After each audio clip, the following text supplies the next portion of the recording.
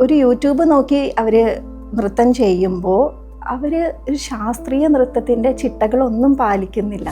Dance പ്രൊഫഷണലിൻ്റെ അല്ലെങ്കിൽ ഒരു നർത്തകിയുടെ ഒരു ഹൈ പോയിന്റ് ഓഫ് കരിയർ എന്ന് പറയുന്നത് എന്തായിരിക്കും? പണ്ടുള്ള കുട്ടികളിൽ ഈ ഫോക്കസിങ്ങിൻ്റെ പ്രോബ്ലം അങ്ങനെ അധികം ഞാൻ കണ്ടിട്ടില്ല. പക്ഷെ ഇപ്പോൾ വരുന്ന കുട്ടികളെ ഒറ്റ പോയിന്റിൽ ദൃഷ്ടി നിർത്താൻ ഒരുപാട് ബുദ്ധിമുട്ടി ഞാൻ കണ്ടിട്ടുണ്ട്. അത് ഈ പറഞ്ഞ പോലെ നമ്മുടെ മൊബൈലിൻ്റെയൊക്കെ ഒരു അതിപ്രസരമാണെന്ന് എനിക്ക് പലപ്പോഴും തോന്നിയിട്ടുണ്ട്. ഇതോടനുബന്ധിച്ച് ഞാൻ ഒരു ചോദ്യം കൂടെ ചോദിച്ചോട്ടെ. ഈ 2003 തൊട്ടാണ് നാട്യകളരി തുടങ്ങിയെന്ന് പറഞ്ഞു. ഇതുവരെ, അതായത് ടിൽ ദിസ് ഡേ, ഏകദേശം എത്ര സ്റ്റുഡൻസ് പാസ് ഔട്ടായി പോയിട്ടുണ്ടാവും? ഒരിക്കലും തോന്നിയിട്ടില്ല. ഈ നിമിഷം വരെ എനിക്ക് തോന്നിയിട്ടില്ല. എനിക്ക് ഈ ഒരു പ്രപഞ്ച ശക്തി എന്നെ കറക്റ്റായിട്ട് വഴിതിരിച്ച് വിടുമായിരുന്നു അവിടെ വെച്ച് എന്നേ എനിക്ക് ഈ നിമിഷം വരെ തോന്നിയിട്ടുള്ളൂ. ഏറ്റവും കൂടുതൽ കഥക്കിനാണ് മൈന്യൂട്ടായിട്ടുള്ള മൂവ്മെൻറ്റ്സാണ്. ഇത്തിരി മൈന്യൂട്ട്, അത് നമുക്ക് മനസ്സിലാക്കിയെടുക്കാൻ ഇത്തിരി പ്രയാസമാണ്. 2003 മുതൽ നാട്യകളരി എന്ന സ്ഥാപനം നടത്തി ക്ലാസിക്കൽ ഡാൻസ് ഒരുപാട് കുട്ടികൾക്ക് പരിശീലിപ്പിച്ചു കൊടുത്ത ഒരു നർത്തകിയാണ് ഇന്ന് നമ്മളോടൊപ്പം ഉള്ളത്. ശ്രീമതി പാർവതി, സ്പാർക്ക് ടോക്സിലേക്ക് സ്വാഗതം. ഒരു വളരെ സിമ്പിളായിട്ടുള്ളൊരു ചോദ്യം ആദ്യം ചോദിക്കാൻ ആഗ്രഹിക്കുന്നു. ഒരുപാട് പേരൻസ് കുട്ടികളെ ഡാൻസ് പഠിപ്പിക്കാനായിട്ട് ചേർക്കാൻ ആഗ്രഹിക്കും. ഒരു കൊച്ചു കുട്ടിക്ക് ഒരു ഐഡിയലായിട്ടുള്ള ഒരു മിനിമം ഏജ് ഏത് പ്രായത്തിലാണ് നമുക്ക് മിനിമം ഒരു പ്രായത്തിൽ ചേർക്കാൻ പറ്റുന്നത്? ഒരുപാട് പാരൻസിനുള്ളൊരു സംശയമാണ് ഈ ചോദ്യം. ഇപ്പോൾ നമുക്കിപ്പോൾ പറയുകയാണെങ്കിൽ 5 വയസ്സ് മുതൽ നമുക്ക് ഒരു കുട്ടിക്ക് ശാസ്ത്രീയ നൃത്തം തുടങ്ങാം. പക്ഷെ അതൊരു ഐഡിയൽ ഏജ് ആണെന്നൊന്നും നമുക്ക് പറയാൻ പറ്റില്ല. ചില കുട്ടികൾ ആ ഒരു ഏജിൽ നമ്മൾ പറഞ്ഞു കൊടുക്കുന്ന അടവുകളായാലും അതിൻ്റെ നിയമങ്ങളായാലും എല്ലാം അത് ക്യാച്ച് ചെയ്യും. പക്ഷേ എല്ലാവർക്കും അത് പറ്റണം എന്നില്ല.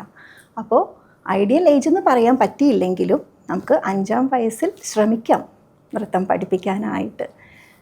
പിന്നെ ഞാൻ കാണുന്ന ഒരു പ്രവണത 2.5 വയസ്സിലും 3 വയസ്സിലുമൊക്കെ പാരൻസ് ചോദിക്കാറുണ്ട് എൻ്റെ അടുത്ത്, മോള് യൂട്യൂബ് നോക്കിയിട്ടും മൊബൈലിൽ പാട്ടൊക്കെ വെച്ചിട്ടും വളരെ ഭംഗിയായിട്ട് നൃത്തം ചെയ്യുന്നുണ്ട്, അപ്പോൾ അവളെ പഠിപ്പിക്കാൻ ഞങ്ങൾ കൊണ്ടുവരട്ടെ എന്നൊരു ചോദ്യം എനിക്ക് പലപ്പോഴും കിട്ടാറുണ്ട്. അപ്പോൾ ഞാൻ പാരൻസിനോട് പറയാം, ഒരു യൂട്യൂബ് നോക്കി അവർ നൃത്തം ചെയ്യുമ്പോൾ അവർ ഒരു ശാസ്ത്രീയ നൃത്തത്തിൻ്റെ ചിട്ടകളൊന്നും പാലിക്കുന്നില്ല. അവരവരുടെ ശരീരത്തെ വേദനിപ്പിക്കാതെയാണ് നൃത്തം ചെയ്യുന്നത്. അപ്പോൾ അവർ ആ താളത്തിനനുസരിച്ച് എന്തും ചെയ്യും. പക്ഷെ അതുപോലെയല്ല, ശാസ്ത്രീയം എന്ന് പറയുമ്പോൾ തന്നെ നമുക്കറിയാം സയൻറ്റിഫിക്കാണ്, ക്ലാസിക്കലാണ്. അതിൽ വരുമ്പോൾ അതിൻ്റേതായ ഒരു ഫ്രെയിമുണ്ട്. ആദ്യം തന്നെ നമ്മൾ ഒരു അരമണ്ഡലം നിർത്തുമ്പോൾ അപ്പോഴേ കുഞ്ഞിന് വേദന തുടങ്ങിക്കഴിഞ്ഞു. അതിൽ വരുമ്പോൾ ഇതുവരെ ആ കുട്ടി കണ്ട അവളുടെ ലോകത്തുള്ള നൃത്തമല്ല പിന്നീട് അവൾ കാണുന്നത്. അതോടുകൂടി ഈ നൃത്തത്തെ വെറുക്കാൻ തുടങ്ങും. ഇൻബോൺ ടാലൻ്റുള്ള കുട്ടികളായിരുന്നാലും ആ വേദന കൊണ്ട് അവർ നൃത്തത്തെ വെറുക്കാൻ തുടങ്ങും. അതുകൊണ്ട് ഈ 2.5-3 വയസ്സ് എന്നുള്ളത് വളരെ ബുദ്ധിമുട്ടുള്ള പ്രായമാണ്. 5 വയസ്സെന്ന് നമ്മൾ പറയുന്നുണ്ടെങ്കിൽ പോലും ഞാൻ 5 വയസ്സുകാരുടെ പേരൻസിനോട് പറയാറുണ്ട്, ഒരു 2 മാസം നോക്കട്ടെ, എന്നിട്ട് നമുക്ക് കണ്ടിന്യൂ ചെയ്യണോ, 6 മന്ത്സ് ബ്രേക്ക് എടുക്കണോ, 1 ഇയർ ബ്രേക്ക് എടുക്കണോ എന്നൊക്കെ നമ്മൾ പറഞ്ഞിട്ടാണ് വിടുന്നത്. ഇതിപ്പോൾ സയൻറ്റിഫിക് ആയിട്ടുള്ള ഒരു ടീച്ചിങ് പ്രോസസ്സാണ്, ലേണിംഗ് പ്രോസസ്സാണെന്ന് പറഞ്ഞു. നമുക്ക് നമ്മുടെ മുമ്പിൽ പ്രത്യേകിച്ചും ഇക്കാലത്ത് നമുക്ക് ഇന്ത്യൻ ക്ലാസിക്കൽ ഡാൻസ് ഉണ്ട്, വെസ്റ്റേൺ ഫോംസ് ഓഫ് ഡാൻസ്, പല കാര്യങ്ങളും ഇന്നത്തെ ഒരു സോഷ്യൽ മീഡിയയുടെയൊക്കെ ഒരു ഇത്രയും അവയർനെസ് ഉള്ളൊരു സമയത്ത് അപ്പോൾ ഇതിൽ എന്തുകൊണ്ട് നമ്മൾ ഇന്ത്യൻ ക്ലാസിക്കൽ ഡാൻസ് ചൂസ് ചെയ്യണം കുട്ടികളെ പഠിപ്പിക്കാൻ? അതിൻ്റെ എന്തായിരിക്കും ഒരു അഡ്വാൻറ്റേജ്? അതൊരു നിർബന്ധമാണോ എന്നാണ്. അതായത് ഇപ്പോൾ നമ്മുടെ ഒരു കുട്ടി പഠിക്കാൻ വരുമ്പോഴത്തേക്ക് പലരും പറഞ്ഞു കേട്ടിട്ടുണ്ട്, ആദ്യമേ നമ്മൾ ഈ വെസ്റ്റേൺ ഡാൻസ് പഠിപ്പിക്കുമ്പോഴത്തേക്ക് അവർക്ക് ക്ലാസിക്കലിലോട്ടുള്ള ആ ഒരു ആഗ്രഹം അങ്ങ് പോകും. അപ്പം കാരണം വെസ്റ്റേൺ കുറച്ചുകൂടെ എളുപ്പമാണ്, കുറച്ചുകൂടെ സ്റ്റൈലിഷാണ്. അപ്പം അവർ അതിലോട്ടാണ്, ആ താളത്തിലോട്ടാണ് ആ പിള്ളേർക്ക് കൂടുതൽ ശ്രദ്ധ പോകുന്നത്. ഇപ്പം ക്ലാസിക്കൽ ഡാൻസ് വരുമ്പോഴത്തേക്ക് ഈ മാം പറഞ്ഞ പോലെ ദിസ് ഇസ് വെരി ടഫ്, ഒരു ടഫ് പ്രൊസീജിയറാണ്. ഇതിൽ കുട്ടികളിപ്പം ആദ്യം ഏതിലോട്ട് ആണ് കുഞ്ഞുങ്ങളെ ഒരു താളബോധം കുഞ്ഞുങ്ങൾക്ക് പറഞ്ഞ് പരിശീലിപ്പിക്കുന്നതിന് മുന്നോടിയായിട്ട് നമ്മൾ ക്ലാസിക്കൽ തന്നെ തുടങ്ങണം. കാരണം എൻ്റെ കുഞ്ഞിനെ വിടുന്നതിന് മുമ്പ് ഞങ്ങൾക്കൊരു കാരണം എൻ്റെ വീട്ടിൽ ഞാൻ എവിടെ വെസ്റ്റേൺ ആണ്, അവർക്ക് വെസ്റ്റേൺ ഇഷ്ടമാണ്, അപ്പം വെസ്റ്റേണിലോട്ട് വിടാം. അപ്പം വീട്ടിൽ ഹസ്ബൻഡ് പറഞ്ഞു, വേണ്ട, ആദ്യം ക്ലാസിക്കൽ പഠിക്കട്ടെ, ആ താളം പഠിച്ച് വന്നിട്ട് പിന്നെ നമുക്ക് വെസ്റ്റേണിലോട്ട് എപ്പോഴാണെങ്കിലും വിടാം. ഇതിന് പ്രാമുഖ്യമുണ്ടോ? ക്വസ്റ്റ്യൻ കുറച്ച് ലെങ്തിയാണ്, എനിക്കറിയാം, ഒരു ഡിസ്ക്രിപ്റ്റീവ് ക്വസ്റ്റ്യൻ ആണ്, പക്ഷേ കുഴപ്പമില്ല. അതായത് വെസ്റ്റേണിൻ്റെതായ കുറേ ഭംഗികളും കുട്ടികൾ ചെയ്യുമ്പോൾ അവരുടെ ഇഷ്ടങ്ങളും ഇപ്പം ഞാൻ നേരത്തെ പറഞ്ഞല്ലോ, ഇത് സയൻറ്റിഫിക് ആണ്. ഇതിൻ്റെ നിയമങ്ങളൊന്നും വെസ്റ്റേണിലില്ല. പക്ഷേ ഒരു വൃത്തിയായിട്ടൊരു വെസ്റ്റേൺ ചെയ്യുക എന്ന് പറഞ്ഞാൽ അതൊരു ഭംഗിയാണ് കണ്ടിരിക്കാൻ. ഓരോ നൃത്തത്തിനും അതിൻ്റെതായ ഒരു ഭംഗിയുണ്ട്. നല്ല വൃത്തിയായിട്ട് ക്ലാസിക്കൽ ഡാൻസ് ചെയ്യാൻ കഴിയുന്ന ഒരു കുട്ടിക്ക് വെസ്റ്റേൺ ചെയ്യാൻ പറ്റണം എന്നില്ല, തിരിച്ചും സംഭവിക്കാം. അതുകൊണ്ട് ഇത് തന്നെ ആദ്യം പഠിപ്പിക്കണം എന്ന് നിർബന്ധമൊന്നുമില്ല. ഞാൻ പറയുകയാണെങ്കിൽ കുട്ടിയുടെ താല്പര്യം എന്താണോ അതിന് തന്നെയാണ് വിടേണ്ടത്. ഞാനിവിടെ ഇൻസ്റ്റിറ്റ്യൂഷനിലുണ്ട് അങ്ങനെ കുട്ടികൾക്ക് ഇഷ്ടം വെസ്റ്റേണാണ്, പക്ഷേ പാരൻസിൻ്റെ നിർബന്ധം കൊണ്ട് അവർ ക്ലാസിക്കൽ പഠിക്കുന്നു. അവരുടെ മനസ്സപ്പോഴും വെസ്റ്റേണിൻ്റെ കൂടെയാണ്. അവർ കളിക്കുന്ന ചുവടുകളിലും വെസ്റ്റേൺ എനിക്ക് കാണാൻ കിട്ടാറുണ്ട്. പിന്നെ ക്ലാസിക്കലിൻ്റെ ഒരു പ്രത്യേകത വന്നത്, നമ്മൾ ശാസ്ത്രീയ നൃത്തമാണ് ആദ്യം പഠിക്കുന്നത് എങ്കിൽ ആ കുട്ടിക്ക് ഏത് ഫോം ഓഫ് ഡാൻസിനെയും ഏത് താളത്തിനെയും കൈകാര്യം ചെയ്യാൻ പറ്റും എന്നുള്ളൊരു കാര്യമുണ്ട്. പക്ഷേ ഏതും കുട്ടിയുടെ ഇഷ്ടം അനുസരിച്ച്, കുട്ടികളെ നിർബന്ധിച്ച് മാറ്റുന്നതിനോട് എനിക്ക് യോജിപ്പില്ല. അപ്പോൾ ഒരു കുട്ടികളുടെ ചെറുപ്രായത്തിൽ ഒരു ആക്ടിവിറ്റി എന്ന നിലയ്ക്ക് പേരൻസ് പല കാര്യങ്ങളിലും കുട്ടികളെ കൊണ്ട് ചേർക്കാറുണ്ട്. അപ്പോൾ ആ ഒരു ലിസ്റ്റ് ഓഫ് ആക്ടിവിറ്റീസിൽ ഒന്ന് മാത്രമായി ഇത് പല പേരൻസും എങ്കിൽ കുട്ടി ഡാൻസിന് പോകട്ടെ എന്ന് പറയുന്ന രീതിയിൽ കൊണ്ട് ചേർക്കാറുണ്ട്. ഇതിനെക്കുറിച്ച് എന്താ അഭിപ്രായം? ഒരു എക്സ്ട്രാ കരിക്കുലർ മാത്രമായിട്ട് കാണുന്നതിന്, അത് നൃത്തത്തെ പറ്റി അല്ലെങ്കിൽ ക്ലാസിക്കൽ ഡാൻസിനെ പറ്റി വലിയ ധാരണയില്ലാത്തതുകൊണ്ട് മാത്രം സംഭവിക്കുന്നതാണ്. എന്തെങ്കിലും ഒരു ആക്ടിവിറ്റി ചെയ്യട്ടെ എന്നുള്ളൊരു തരത്തിൽ പോകുന്നത്. ഈ ക്ലാസിക്കൽ ഡാൻസ് പഠിക്കുന്നത് കൊണ്ട് ഫിസിക്കലി മെൻ്റലി ഒരുപാട് ബെനിഫിറ്റ്സ് ഉണ്ട്. പാരൻസിന് അതിനെപ്പറ്റി ഒരു ബോധവൽക്കരണം ആവശ്യമാണെന്ന് തോന്നിയിട്ടുണ്ട്. First of all concentration. ഒരു കുട്ടിക്ക് നമ്മളൊരു നൃത്തം പഠിപ്പിക്കാനായിട്ട് ഒരു കുട്ടിയെ കൊണ്ടുവരുമ്പോൾ ആദ്യം ആ കുട്ടിയുടെ കണ്ണാണ് നമ്മൾ നേരെ നിർത്താൻ പഠിക്കുക. ഒരു പോയിന്റിൽ ഷാർപ്പായി കണ്ണ് നോക്കാൻ പഠിച്ചിരിക്കണം. അവിടെ എത്ര സമയം ആ കുട്ടിയെ കണ്ണ് ഷാർപ്പാക്കി വയ്ക്കും, അവിടെ ഷാർപ്പാക്കി വെച്ചുകൊണ്ടാണ് അവൾ കാലിലെ അടവുകൾ ചെയ്യുന്നത്. പല അടവുകൾ കടന്നു പോകുന്നുണ്ട്. ആ രീതിയിൽ വരുമ്പോൾ ഈ കണ്ണ് ഒരു പോയിന്റിൽ വെച്ചിട്ട് ശ്രദ്ധ മുഴുവൻ കാലിലായിരിക്കും. അങ്ങനെ എത്ര മണിക്കൂറുകൾ വേണമെങ്കിലും കുട്ടിക്ക് നിന്ന് ചെയ്യാൻ പറ്റും. അല്ലെങ്കിൽ കൊച്ചു കുഞ്ഞുങ്ങളാകുമ്പോൾ മിനിറ്റ്സ് എന്ന് പറയുന്നതാണ് അതിൻ്റെ ശരി. ആ അവസ്ഥ കോൺസെൻട്രേഷൻ പവർ കൂടാൻ വളരെ നല്ലതാണ്. അത് അവരുടെ അക്കാഡമിക്സിലായാലും ലൈഫിലെ ബാക്കിയുള്ള ആക്ടിവിറ്റീസിലായാലും എല്ലാം റിഫ്ലക്റ്റ് ചെയ്യുന്ന ഒരു കാര്യമാണ്. കോൺസെൻട്രേഷൻ വലിയൊരു കാര്യം. പിന്നെ മെമ്മറി പവർ ഇൻക്രീസ് ചെയ്യും. അതായത് ഒരു സ്റ്റെപ്പ് കഴിഞ്ഞ് അടുത്ത സ്റ്റെപ്പ് എന്താണെന്നുള്ളത് അത് ഓർക്കണം. അത് വലിയൊരു കാര്യം. ഫോക്കസിങ്. പലപ്പോഴും ഞാൻ പാരൻസിൻ്റെ ഒരു പരാതി കേട്ടിരിക്കുന്നു, പെട്ടെന്ന് ഡിസ്ട്രാക്റ്റഡ് ആവും. ഞാനത് ചോദിക്കാൻ വരികയായിരുന്നു.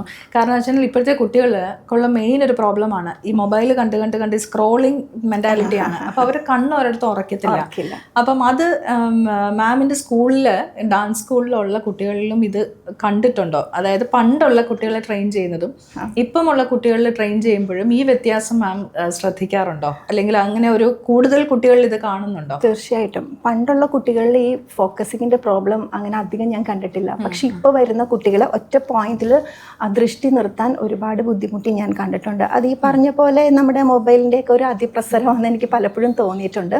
എങ്കിലും വിജയിക്കാൻ പറ്റിയിട്ടുണ്ട്. ഒരു 2 മാസത്തിനുള്ളിൽ കൃത്യമായി ഒരൊറ്റ പോയിന്റിൽ നിർത്താൻ പറ്റിയിട്ടുണ്ട്. പിന്നെ കുട്ടികളിലുണ്ടാകുന്ന പഠനത്തിൻ്റെതായ ബുദ്ധിമുട്ടുകൾ, പഠന വൈകല്യങ്ങൾ എന്നൊക്കെ പറയുന്ന കാര്യങ്ങളിൽ തീർച്ചയായും ഡോക്ടേഴ്സ് പറഞ്ഞു വിടാറുണ്ട്. ഫാസ്റ്റ് മൂവ്മെൻറ്റ്സിലൂടെ വരുമ്പോൾ അവരുടെ ബ്രെയിന് നല്ലൊരു എക്സസൈസാണിത്. അപ്പോൾ ഈ ഫാസ്റ്റ് മൂവ്മെൻറ്റ്സ് വരുമ്പോൾ അവർക്ക് ഈ നേരത്തെ പറഞ്ഞ ഫോക്കസിങ്, കോൺസെൻട്രേഷൻ ഇതെല്ലാം കൂടി വരുന്നതനുസരിച്ച് അവരുടെ പഠനത്തിൽ അതിൻ്റെതായ വ്യത്യാസങ്ങൾ വരുന്നുണ്ട്. അതിൻ്റെ റിപ്പോർട്ടും എനിക്ക് കിട്ടാറുണ്ട്. പല ഡോക്ടേഴ്സും പറഞ്ഞു വിട്ടിട്ടുണ്ട് നമ്മുടെ ഇൻസ്റ്റിറ്റ്യൂഷനിലേക്ക്. തിരിച്ച് പാരൻസ് ആയാലും ഡോക്ടേഴ്സ് ആയാലും അതിൻ്റെ റിപ്പോർട്ട് നമ്മളെ അറിയിക്കാറും ചെയ്യുന്നുണ്ട്. ഒരു ഡാൻസ് ഒരു മെൻ്റൽ കൗൺസിലിംഗ് ആണ്. തീർച്ചയായിട്ടും അതൊരു കൈൻഡ് ഓഫ് മെഡിറ്റേഷൻ ആണ്, കൗൺസിലിംഗ് ആണ്.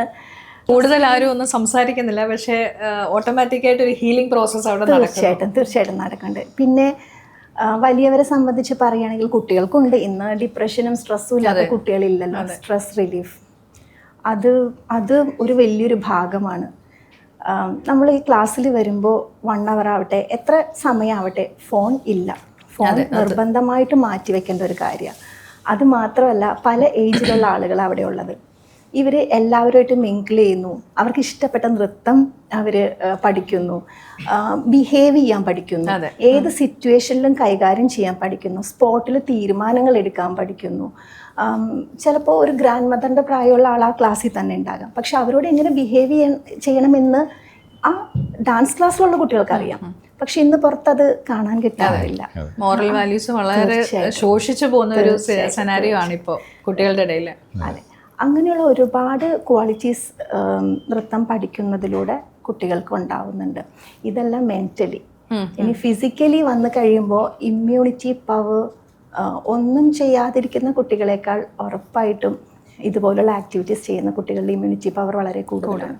ബോഡി ഫ്ലെക്സിബിലിറ്റി, ബോഡി കൺട്രോൾ ചെയ്യാനുള്ള ആ ഒരു കഴിവ്, പിന്നെ നമ്മുടെ സ്ട്രക്ചർ.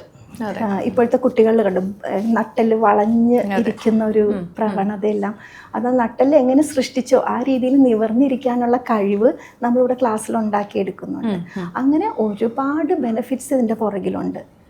പിന്നെ ഇത് നൃത്തം എന്ന് പറഞ്ഞാൽ മൊത്തം മാത്തമാറ്റിക്സിൽ അധിഷ്ഠിതമാണ്.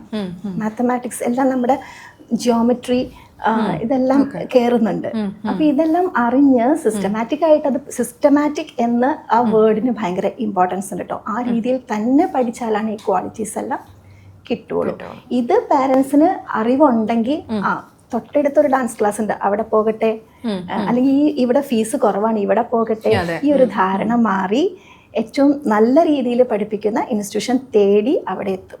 അപ്പോൾ ഇത് പ്രൊഫഷണലി എടുക്കാത്ത കുട്ടികൾ, അപ്പോൾ ഇതുമായിട്ട് അനുബന്ധിച്ചൊരു ചോദ്യം തോന്നിയതാണ്.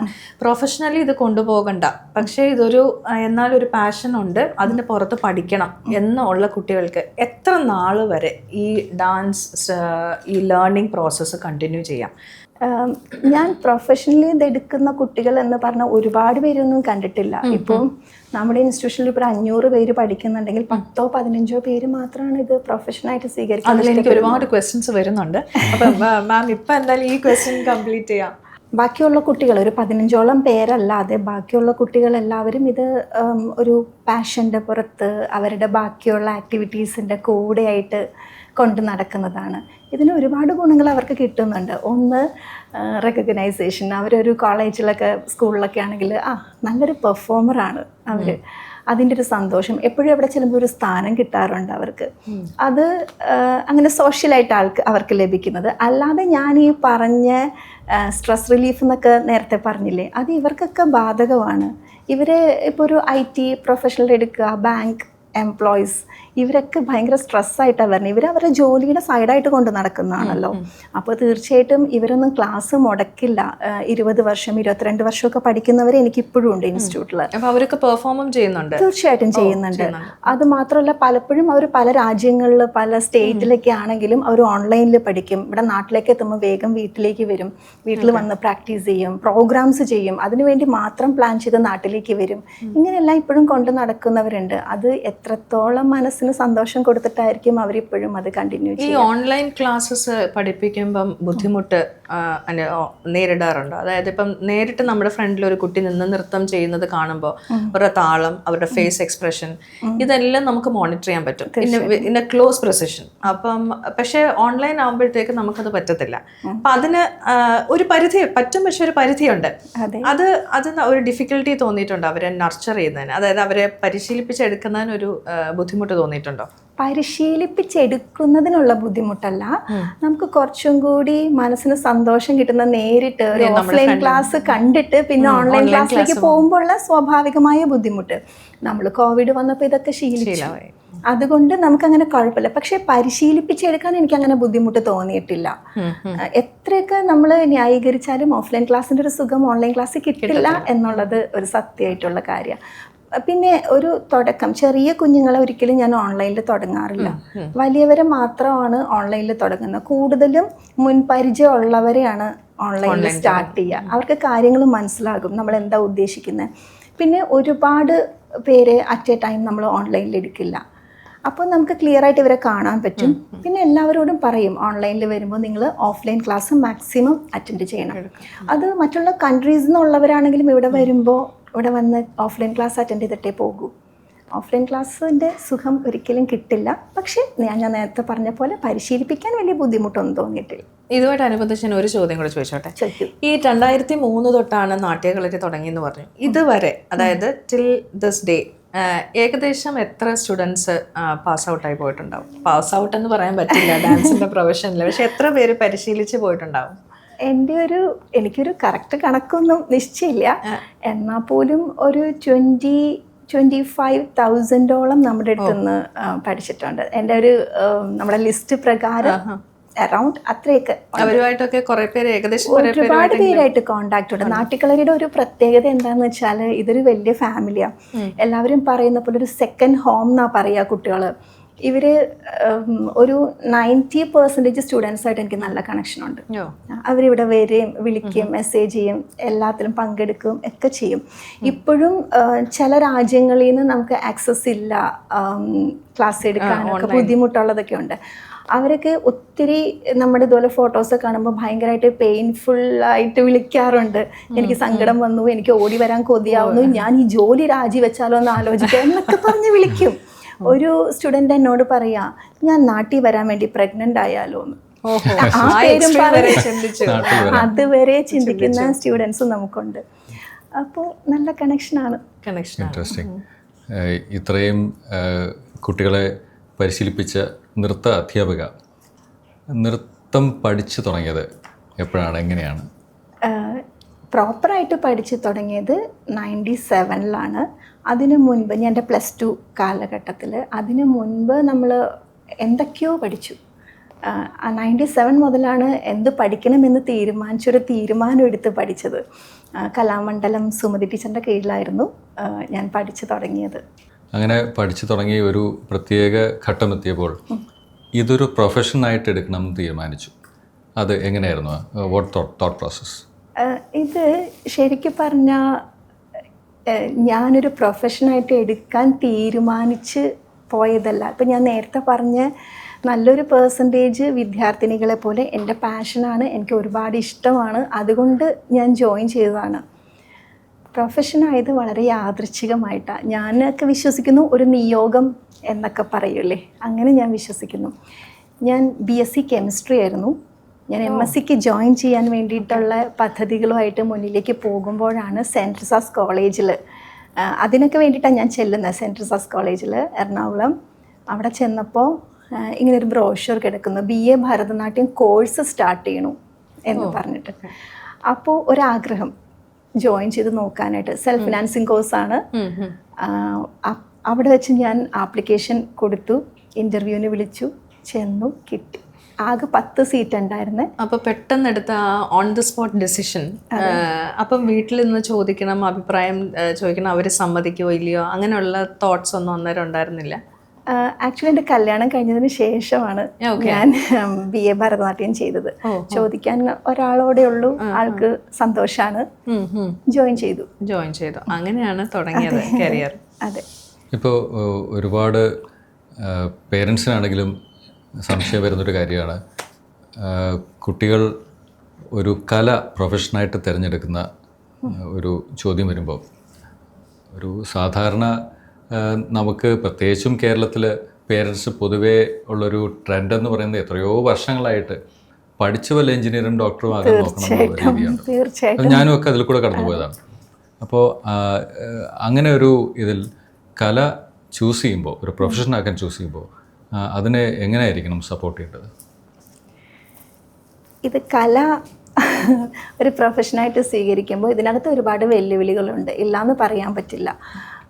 നമുക്കിപ്പോൾ UGC നെറ്റൊക്കെ എഴുതി കഴിഞ്ഞാൽ അസിസ്റ്റൻറ്റ് പ്രൊഫസറായിട്ട് ഉള്ള യോഗ്യതകൾ നമുക്ക് കിട്ടേണ്ടതൊക്കെയാണ്. പക്ഷേ അൺഫോർച്ചുനേറ്റ്ലി നമ്മുടെ കേരളത്തിൽ ബുദ്ധിമുട്ടാണ്. തീർച്ചയായിട്ടും കോളേജുകളെല്ലാം ഒരു കോൺട്രാക്ട് അടിസ്ഥാനത്തിൽ ടെമ്പററി ആയിട്ടാണ്. അങ്ങനെ ഒരു ബുദ്ധിമുട്ടിലൂടെ കടന്നു വന്ന ഒരാളുമാണ് ഞാൻ. അപ്പോൾ അതുകൊണ്ട് എനിക്കത് കൂടുതൽ അതിനെ വൗച്ച് ചെയ്യാൻ പറ്റും. അങ്ങനെ ഒരു ബുദ്ധിമുട്ടുണ്ട്. പിന്നെ ഞാൻ നേരത്തെ പറഞ്ഞ ഒരു സ്ട്രെസ് റിലീഫ് എന്നൊരു കാരണം കിടക്കുന്നത് കൊണ്ട് നമുക്ക് പ്രൈവറ്റായിട്ടൊരു സ്ഥാപനം ഇട്ടാലും ഒരുപാട് പേര് ഇതിനെ തേടി വരുന്നുണ്ട്. ഒരുപാട് കൂടുതലാണ് എപ്പോഴും സ്ട്രെങ്ത്. ഈ വരും വർഷങ്ങൾ അങ്ങനെ കൂടിയാണ് വരുന്നത്. അഡ്മിഷൻ ഏജ് ഒരു പ്രശ്നമേ അല്ല, ആ ഒരു രീതിയിലാണ് വരുന്നത്. അപ്പോൾ ഏതൊരു കുട്ടിക്കും ഇതൊരു പ്രൊഫഷനായിട്ട് എടുത്താൽ തീർച്ചയായിട്ടും ജീവിക്കാം. ഒരു 5 to 7 years കൊണ്ട് ഒരു IT പ്രൊഫഷണൽ വാങ്ങുന്നതിനേക്കാൾ കൂടുതൽ മന്ത്ലി ഇൻകം ഏൺ ചെയ്യാൻ പറ്റും. ഓക്കെ, ഇതിനകത്ത് ഞാൻ ഇതിൻ്റെ ഇടയ്ക്ക് ചോദിക്കാനായിട്ട് വന്നത്, ഇപ്പം പ്രൊഫഷനായിട്ട് എടുക്കണം എന്ന് വാശി പിടിച്ച് അല്ലെങ്കിൽ പാഷനെ കൊണ്ട് മുന്നോട്ട് കൊണ്ടുപോകണം എന്ന് ചിന്തിക്കുന്ന കുട്ടികളും ഇതിൻ്റെ ഇടയിലുണ്ട്. അപ്പോൾ അവരുടെ പേരൻസ് അല്ലെങ്കിൽ നമ്മൾ അതിനെ പ്രൊഫഷനായിട്ട് എടുക്കുമ്പോൾ ആ കുട്ടികൾ ഇപ്പം നമ്മളൊരു കോഴ്സിന് ജോയിൻ ചെയ്യാൻ പോകുമ്പോഴത്തേക്ക് നമ്മൾ അതിൻ്റെ ഇൻ ആൻഡ് ഔട്ട് നമ്മൾ വിശദീകരിച്ച് നമ്മൾ പഠിക്കും. ആ കോഴ്സിൻ്റെ പ്രോസ്പെക്ട്സ് എന്താ, അല്ലെങ്കിൽ അത് പഠിച്ചാലുള്ള ഗുണം എന്താണ്, ജോലി സാധ്യത എന്താണ്, എത്ര നാളിനുള്ളിൽ ജോലി കിട്ടും, എവിടെയൊക്കെ കിട്ടും എന്നൊക്കെയാണ്, അതിൻ്റെ സർട്ടിഫിക്കേഷൻസ് എന്തൊക്കെയാണ് എന്നൊക്കെയുള്ളതുപോലെ. അതുപോലെ ഡാൻസിനും അതിൻ്റെ സർട്ടിഫിക്കേഷൻസ് എന്തൊക്കെയാണ്, അല്ലെങ്കിൽ എന്തൊക്കെ തലങ്ങളാണ് ഡാൻസിനുള്ളത്. രണ്ടാമത്തെ ചോദ്യം, ഇത് നമ്മളൊരു പ്രൊഫഷനായിട്ട് എടുക്കുന്നു എന്ന് നമ്മൾ തീരുമാനിക്കുമ്പോൾ നമ്മൾ അറിഞ്ഞിരിക്കേണ്ട ചില കാര്യങ്ങളുണ്ട്, ചില ബേസിക് കാര്യങ്ങളുണ്ട്. അതെന്തെല്ലാമാണെന്നും കൂടെ ഒന്ന് കമൻറ്റ് ചെയ്യാമോ? തീർച്ചയായിട്ടും. ഇതിൻ്റെ സർട്ടിഫിക്കേഷൻ എന്ന് പറഞ്ഞാൽ ഇപ്പോൾ ഞാൻ ചെയ്ത കാര്യം തന്നെ BA ഭരതനാട്യം ചെയ്തു, MA ഭരതനാട്യം ചെയ്തു. ഇനി അത് കഴിഞ്ഞാലും നമുക്ക് നെറ്റ് എഴുതാം, PhD ചെയ്യാം. ഇതിലും നെറ്റ് ഉണ്ട്? തീർച്ചയായിട്ടും. ഡാൻസ് നെറ്റ് എഴുതി കഴിഞ്ഞാൽ ഞാൻ പറഞ്ഞല്ലോ അസിസ്റ്റന്റ് പ്രൊഫസറായിട്ട് അങ്ങനെ ടീച്ചിങ് ഇതിലോട്ട് തീർച്ചയായിട്ടും പോകാം. PhD ചെയ്യാം, DLED ചെയ്യാം, അങ്ങനെ പോകാം. നമുക്ക് അതിനകത്ത് ഇതുപോലെ ഇൻസ്റ്റിറ്റ്യൂഷൻസ് അങ്ങനെ നടത്താം ഒരു കാര്യം. പിന്നെ നല്ലൊരു കൊറിയോഗ്രാഫർ ആകാം. ഓക്കെ. സ്കൂളിലെ ടീച്ചിങ് എന്ന് പറഞ്ഞാൽ അതിനൊരു ലിമിറ്റ് ഉണ്ട്. അത് എനിക്ക് ഒരുപാട് പറയാൻ ബുദ്ധിമുട്ടുണ്ട്. പിന്നെ ഇന്നിപ്പോൾ സോഷ്യൽ മീഡിയ നല്ലൊരു പ്ലാറ്റ്ഫോമാണല്ലോ. അതിലൂടെ ഒരുപാട് വരുമാനം നേടുന്ന ടീച്ചേഴ്സ് അല്ലെങ്കിൽ പ്രൊഫഷനാക്കിയവരുണ്ട്. പിന്നെ നല്ല നല്ല വർക്ക്ഷോപ്സ് കണ്ടക്ട് ചെയ്യുന്നവരുണ്ട്. ഇങ്ങനെ പല രീതിയിലും നമുക്ക് മുന്നിലേക്ക് പോകാം ഇതൊരു പ്രൊഫഷനായിട്ട് സ്വീകരിച്ചാൽ. ഇതുപോലെ സർട്ടിഫിക്കറ്റ് ഒരു അനിവാര്യ ഘടകം തന്നെയാണ്. അപ്പം നമ്മൾ ഇപ്പോൾ ഒരു ടീച്ചറിനെ ചൂസ് ചെയ്യുമ്പോൾ ഇപ്പം വലിയ അങ്ങ് ഭയങ്കര ആയിട്ടൊരു സെലിബ്രിറ്റി ആയിട്ട് നിൽക്കുന്ന ഒരു ടീച്ചറിനെ അടുത്തല്ല, പക്ഷേ ഒരു പേരൻ്റ് എന്നുള്ള നിലയ്ക്ക് ഒരു ടീച്ചറിനെ ചൂസ് ചെയ്യുമ്പോൾ ആദ്യം നമ്മൾ കോൺവെർസേഷൻ പറഞ്ഞു തുടങ്ങിയപ്പോൾ നമ്മൾ പറഞ്ഞു നമ്മൾ അടുത്ത് വില കുറഞ്ഞ എവിടെയെങ്കിലും റേറ്റ് കുറഞ്ഞ എവിടെയെങ്കിലും ഉണ്ടോ. അപ്പം അങ്ങനെ ചൂസ് ചെയ്യുമ്പം ശ്രദ്ധിക്കേണ്ടതായിട്ടുള്ള കാര്യങ്ങൾ എന്തൊക്കെയാണ്? ആദ്യം ഈ ഗുരുവിൻ്റെ പണ്ടൊക്കെ ഈ പറഞ്ഞ പോലെ ഇത്രേ ആഗ്രഹമുള്ളൂ, ഫീസ് എവിടെയാ കുറവ്, തൊട്ടടുത്ത്, അത്രേ ഉള്ളൂ, കൊണ്ടുവിടാൻ എളുപ്പമാണ്, അത്രേ ഉള്ളൂ. നമ്മൾ ഗുരുവിൻ്റെ ക്വാളിഫിക്കേഷൻ തീർച്ചയായിട്ടും അറിഞ്ഞിരിക്കണം. ഈ ഗുരു അല്ലെങ്കിൽ ഒരു ആചാര്യ, അത് ക്വാളിഫിക്കേഷൻ എന്ന് പറഞ്ഞ സർട്ടിഫിക്കറ്റിൽ ഉണ്ടായതുകൊണ്ട് മാത്രം കാര്യമില്ല. കുട്ടി എങ്ങനെ പഠിപ്പിക്കുന്നു, നമ്മളിലുള്ള അറിവ് ഏത് തരത്തിൽ ആ കുട്ടിക്ക് നമ്മൾ പറഞ്ഞു കൊടുക്കുന്നു എന്നുള്ളൊരു കാര്യത്തിൽ വലിയൊരു ഭാഗം അടങ്ങിയിട്ടുണ്ട്. അതിന് വേണ്ടിയിട്ട് ആദ്യം നമ്മൾ ഇവരുടെ ക്ലാസ് ഒന്ന് പോയി കാണാം. എവിടെയാണോ അവിടെ ക്ലാസ് പോയി കാണാം. ഇവരുടെ പെർഫോമൻസ്, ഗുരുവിൻ്റെ പെർഫോമൻസിനേക്കാൾ അപ്പുറത്ത് ആ ആചാര്യ പഠിപ്പിച്ച സ്റ്റുഡൻസിൻ്റെ പെർഫോമൻസ് പോയി കാണാം. ഇത് രണ്ടിലും നമുക്ക് ഏകദേശം എത്രത്തോളം അറിവ് ആ കുട്ടികൾക്ക് ഉണ്ട്, ആ സ്റ്റുഡൻസിന് ഉണ്ടെന്ന് നമുക്ക് മനസ്സിലാവും. അതിനുശേഷം മാത്രം ടീച്ചർ ആരാന്ന് തീരുമാനിച്ച് അവിടെ പോകുന്നതായിരിക്കും നല്ലത്. ഈ പറഞ്ഞതിൽ പെർഫോമൻസ് എന്നൊരു വാക്ക്, ഒരു ഡാൻസറെ പൊതുവെ ലോകം അറിയുന്നത് ഒരു സ്റ്റേജ് പെർഫോമൻസിൽ കൂടെയാണ് സാധാരണഗതിയിൽ. ഇപ്പോൾ കുറച്ചു മുമ്പേ എക്സ്പ്ലെയിൻ ചെയ്ത പല കാര്യങ്ങളുണ്ട്. ഈ പ്രൊഫഷൻ ഏതൊക്കെ രീതിയിൽ ഒരു പ്രൊഫഷനായിട്ട് തന്നെ മുന്നോട്ട് കൊണ്ടുപോകാം, കരിയറായിട്ട് മുന്നോട്ട് കൊണ്ടുപോകാം. ഒരു സൈഡിൽ സ്റ്റേജ് പെർഫോമൻസും ഉണ്ട്. സ്റ്റേജ് പെർഫോമൻസ് എന്ന് പറയുന്നത് എൻ്റെ ഒരു ലിമിറ്റഡ് ആയിട്ടുള്ള അറിവിൽ ഒരു ഡാൻസർക്കുള്ള ഏറ്റവും ഇൻട്രാക്റ്റീവായിട്ടുള്ള ഒരു മീഡിയം ലൈവായിട്ടുള്ള സ്റ്റേജ് പെർഫോമൻസ് ആണ് താനും. അപ്പോൾ ഇതിൽ ഏതായിരിക്കും കുറേ കൂടെ beneficial as A career option? ഇത് കൂടുതൽ പെർഫോമൻസസ് ഓൺ സ്റ്റേജ് ആണോ, അതോ നേരത്തെ പറഞ്ഞ രീതിയിലുള്ള ഡാൻസ് ക്ലാസ്, ട്രെയിനിങ്, വർക്ക്ഷോപ്സ് പോലുള്ള അങ്ങനെയുള്ളത്? Which do you think is better? Actually ഇതെല്ലാം വേണം. ഏതെങ്കിലും ഒന്നിൽ മാത്രമായിട്ട് നമുക്ക് നിൽക്കാൻ പറ്റില്ല. ഒരു നല്ല പെർഫോമർ ആവണമെങ്കിൽ അദ്ദേഹം നല്ലൊരു ആചാര്യനും കൂടി ആയിരിക്കണം, അതല്ലാതെ കഴിയില്ല. അപ്പോൾ ഇത് എല്ലാം കൂടി ഒന്നിച്ച് കൊണ്ടുപോയാൽ മാത്രമാണ് നമുക്ക് സക്സസ്സിലേക്ക് എത്താൻ പറ്റുള്ളൂ. പിന്നെ നേരത്തെ ഉദ്ദേശിച്ചത് ഒരു ഇൻകം എന്നുള്ള രീതിയിലാണോ അതോ നമ്മുടെ ഫെയിം ആണോ, എന്താ ഉദ്ദേശിച്ചതെന്നും കൂടി രണ്ടുമുണ്ട് ആ ചോദ്യത്തിൽ, രണ്ടും അടങ്ങിയിട്ടുണ്ട്. ഒരു ഇൻകം ആസ് എ പ്രൊഫഷൻ എന്നുള്ള രീതിയും പിന്നെ ഒരു കലാകാരി എന്നുള്ള ഡെവലപ്മെൻറ്റിൻ്റെ കാര്യവും രണ്ടും കൂടി ചേർത്താ ചോദിച്ചത്. നമ്മുടെ കേരളത്തിലൊരു പ്രവണത എന്താണെന്ന് വെച്ചാൽ, ഒരു സെലിബ്രിറ്റി ആണോ തീർച്ചയായിട്ടും പെർഫോമൻസിൽ നമുക്ക് ഇൻകം കിട്ടും, അതല്ലാതെ ഒരു സാധാരണക്കാരനത് കിട്ടുന്നില്ല. പലപ്പോഴും ഉണ്ടാകുന്ന ബുദ്ധിമുട്ട്, എനിക്ക് ഈ സമൂഹത്തോട് പറയാനുള്ളൊരു പ്രധാനപ്പെട്ട കാര്യം അതാണ്. സെലിബ്രിറ്റി ആയിരുന്നാലും അല്ലാതെ ഒരു സാധാരണ കഴിവുള്ള ഒരു നർത്തകിയോ നർത്തകനോ ആയിരുന്നാലും ഇവൻ്റെ ഈ എഫേർട്ട്, ഒത്തിരി വർഷത്തിൻ്റെ എഫേർട്ടാണ് ഈ പുറത്ത് സ്റ്റേജിലേക്ക് വരുന്നത്. അതുപോലെ അവരിട്ടിരിക്കുന്ന കോസ്റ്റ്യൂം, അവരുടെ മേക്കപ്പ്, അവരുടെ ഈ ഒരു പ്രാക്ടീസിനായിട്ടുള്ള യാത്രകൾ, അതിൻ്റെ പുറകിലുള്ള ഓരോ എഫേർട്ടും അതെല്ലാം ഹൈലി എക്സ്പെൻസീവാണ്. ഇതെല്ലാം കഴിഞ്ഞിട്ട് നമ്മളൊരു പ്രോഗ്രാമിന് വരുമ്പോൾ ഫ്രീ ആയിട്ട് ഒന്ന് ആ പ്രോഗ്രാം ചെയ്യുമെന്നൊരു ചോദ്യം ഒരുപാട് കേട്ടിട്ടുണ്ട് ഞാൻ. അപ്പോൾ ഇതൊരു സാധാരണ ഒരു പെർഫോമറിൻ്റെ ഒരു ബുദ്ധിമുട്ടാണ്. അപ്പോൾ ഇൻകം എന്ന് പറയുമ്പോൾ ഇങ്ങനെ തരം തിരിക്കേണ്ടിയിരിക്കുന്നു, സെലിബ്രിറ്റിയാണോ സാധാരണക്കാരനാണോ എന്നുള്ളത്. അപ്പോൾ അവനെന്താ അടുത്ത വഴി നോക്കും, ഇൻസ്റ്റിറ്റ്യൂഷൻസ് പഠിപ്പിക്കുക, കോമ്പറ്റീഷന് വേണ്ടിയിട്ട് പഠിപ്പിക്കുക, അല്ലാതെ ഉള്ള ഇപ്പം ഞാനൊക്കെ നടത്തുന്ന പോലെ ഇൻസ്റ്റിറ്റ്യൂഷൻ നടത്തുക, ഇങ്ങനെയുള്ള വഴികൾ നോക്കും. അതാണ് ഞാൻ നേരത്തെ പറഞ്ഞത്, ഇതെല്ലാം കൂടി ഉണ്ടായാൽ മാത്രമാണ് നമുക്ക് ജീവിക്കാൻ പറ്റും. ഇതിൻ്റെ ഇടയ്ക്ക് അതായത് ഈ പറഞ്ഞ വാക്കുകളിൽ എവിടേക്കോ ചെറിയ പെയിൻഫുൾ ഒരു സിറ്റുവേഷൻ തോന്നിയിട്ടുണ്ടെന്ന് എനിക്ക് മനസ്സിലായി, ഓൾ ത്രൂ യുവർ വേർഡ്സ്. അപ്പം അങ്ങനെ കരിയറിലായിട്ട് എടുത്തു നമ്മൾ ഒരു ഓൺ ദ സ്പോട്ട് ആ പാഷൻ ഒരു ബ്രോഷറായിട്ട് ഫ്രണ്ടിൽ കണ്ടപ്പോൾ നമ്മൾ ആ ഓൺ ദ സ്പോട്ട് ഡിസിഷൻ എടുത്തു, ആ പാഷനിലേക്ക് എടുത്ത് ചാടി. വരും വരായികൾ അന്നേരം ചിന്തിച്ചില്ല നമുക്ക്, കാരണം ചിന്തിക്കുന്നതിന് പ്രായം ഒരു പരിധിയായിരുന്നു. അപ്പോൾ പിന്നീട് അത് വന്നപ്പോഴത്തേക്ക് എവിടെയെങ്കിലുമൊക്കെ അയ്യോ ഞാൻ സ്റ്റക്കായി പോയോ, ഇത് ഞാൻ വേറെ എന്തെങ്കിലും എടുത്തിട്ട് പാരലലി ഇതിനെ കൊണ്ടുപോയാൽ മതിയായിരുന്നോ എന്ന് എവിടെയെങ്കിലും തോന്നിയിട്ടുണ്ടോ ജീവിതത്തിൽ? ഒരിക്കലും തോന്നിയിട്ടില്ല, ഈ നിമിഷം വരെ എനിക്ക് തോന്നിയിട്ടില്ല. എനിക്ക് ഈ ഒരു പ്രപഞ്ച ശക്തി എന്നെ കറക്റ്റായിട്ട് വഴിതിരിച്ച് വിടുമായിരുന്നു അവിടെ വെച്ച് എന്നേ എനിക്ക് ഈ നിമിഷം വരെ തോന്നിയിട്ടുള്ളൂ. വീട്ടിൽ ഇതിന് മാമിൻ്റെ തലമുറയിൽ മുൻ തലമുറയിൽ ആരെങ്കിലും ഇതുപോലെ കലാപരമായിട്ട് ഇതിൽ ഈ രംഗത്തുണ്ടായിരുന്നോ, അതിൻ്റെ ഒരു ഇൻഫ്ലുവൻസ് ഉണ്ടായിരുന്നോ, അതോ അതല്ല? ഒരിക്കലുമില്ല, ആരുമില്ല, ഞാനാണ് തുടക്കം കുറിച്ചിരിക്കുന്നത്. അപ്പം ഇത് അടുത്ത തലമുറയിലേക്ക് കൊടുക്കാനായിട്ട് മാം നോക്കുന്നുണ്ടോ? അതെങ്ങനെയാണ് മക്കളുടെ കാര്യം? അവരുടെ ഇഷ്ടമാണ്. അതിൽ മൂത്ത മോള് ബാച്ചിലർ ഇൻ പെർഫോമിംഗ് ആർട്സ് ആണ്, കഥക്കാണ് എടുത്തിരിക്കണേ. ആള് UP പഠിക്കുന്നു. ആളുടെ സ്വന്തം ഇഷ്ടത്തിന് തീരുമാനം എടുത്തിരിക്കുന്നതാണ്. ഇളയാള് നൃത്തമായിട്ട് യാതൊരു ബന്ധമില്ലെങ്കിലും ആളും ആർട്ടിസ്റ്റാണ്, ഫോട്ടോഗ്രാഫിയാണ് മെയിൻ, നന്നായിട്ട് വരയ്ക്കും, എഴുതും. ആള് ആ ഒരു ലെവലിലാണ് പോയിക്കൊണ്ടിരിക്കുന്നത്. കുട്ടികളെ ഞാൻ സപ്പോർട്ട് ചെയ്യും തീർച്ചയായിട്ടും.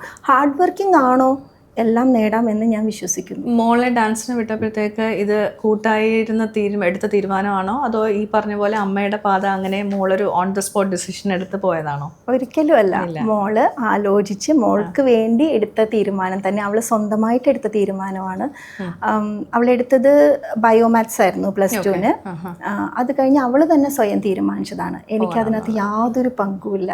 വളരെ നല്ലതാണ്. കാര്യം കുട്ടികൾ സ്വന്തമായിട്ട് ഇഷ്ടപ്പെട്ട ഒരു തീരുമാനം എടുത്ത് മുന്നോട്ട് നീങ്ങിയാൽ എപ്പോഴും 100% അതിനകത്തൊരു കമ്മിറ്റ്മെൻറ്റും ഒരു ഇൻപുട്ടും കാണും. എപ്പോഴും അത് തന്നെയാണ് നല്ലത്. തീർച്ചയായിട്ടും. അപ്പോൾ ഇങ്ങനെ ഒരു പ്രൊഫഷൻ, പെർഫോമിംഗ് ആർട്സ്, ഒരുപാട് മേഖലകൾ അതിനകത്ത് തന്നെ നമ്മൾ സംസാരിച്ചു. ഒരു ഡാൻസ് പ്രൊഫഷണലിൻ്റെ അല്ലെങ്കിൽ ഒരു നർത്തകിയുടെ ഒരു ഹൈ പോയിൻ്റ് ഓഫ് കരിയർ എന്ന് പറയുന്നത് എന്തായിരിക്കും? ഒരു റാൻഡം ക്വസ്റ്റ്യൻ ആണ്. ഹൈ പോയിന്റ് ഓഫ് കരിയർ എന്ന് പറഞ്ഞ ഒരു നർത്തകിയെ സംബന്ധിച്ചിടത്തോളം ഇന്ത്യയിൽ അല്ലെങ്കിൽ ഇൻ്റർനാഷണൽ ലെവലിൽ നല്ലൊരു പെർഫോമൻസ്, അതുപോലൊരു ഓഡിയൻസിൻ്റെ ലെജൻസിൻ്റെ മുമ്പിൽ ഒരു പെർഫോമൻസ് ചെയ്യാൻ പറ്റുക പെർഫോമൻസ് തന്നെയാണ്. അത് അത്രയും ജ്ഞാനമുള്ളവരുടെ മുമ്പിൽ പെർഫോമൻസ് ചെയ്യാൻ പറ്റുക എന്നുള്ളത് തന്നെയാണ് നമ്മുടെ ഹൈ ലെവൽ അങ്ങനെ ഏതെങ്കിലും ഒരു ആളിനെ മനസ്സിൽ ഡ്രീമായിട്ട് വെച്ചിട്ടുണ്ടോ? അതായത് അല്ലെങ്കിൽ ഓൾറെഡി അങ്ങനെ ഒരു അനുഭവം ഉണ്ട്? അങ്ങനെ രണ്ടു ചോദ്യങ്ങളുണ്ട്. അതായത് ഈ വന്ന പാതയിൽ ഏതെങ്കിലും നല്ല ഒരു എന്ന് പറഞ്ഞാൽ നമ്മളൊക്കെ ആരാധിക്കുന്ന പോലെയുള്ള ഒരു സ്പേസ് ഒരാളുടെ കൂടെ പെർഫോം ചെയ്യാൻ പറ്റിയിട്ടുണ്ടോ? അതല്ല എന്നുണ്ടെങ്കിൽ ഇനി അങ്ങനെ ആഗ്രഹമുണ്ടോ? എനിക്ക് ധനഞ്ജയൻസ് എന്ന് പറഞ്ഞ് ധനഞ്ജയൻ മാഷ്, ശാന്ത ധനഞ്ജയൻ, അവരുടെ മുൻപിൽ പെർഫോം ചെയ്യണമെന്നുണ്ട്. ഉണ്ട്.